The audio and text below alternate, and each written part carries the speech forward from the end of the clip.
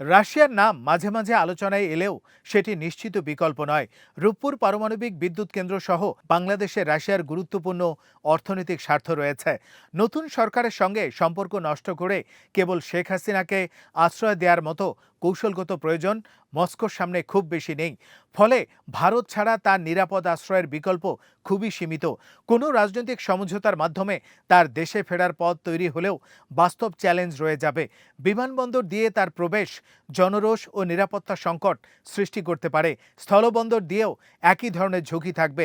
এমন পরিস্থিতি বিনিয়োগ পরিবেশ ও দেশের আন্তর্জাতিক ভাবমূর্তির উপর নেতিবাচক প্রভাব ফেলতে পারে। যে গণ আন্দোলনের মুখে তিনি দেশ ছেড়ে পালাতে বাধ্য হয়েছিলেন, সেই পরিস্থিতিতে স্বেচ্ছায় দেশে ফিরে আসা বাস্তবসম্মত বলে মনে হয় না।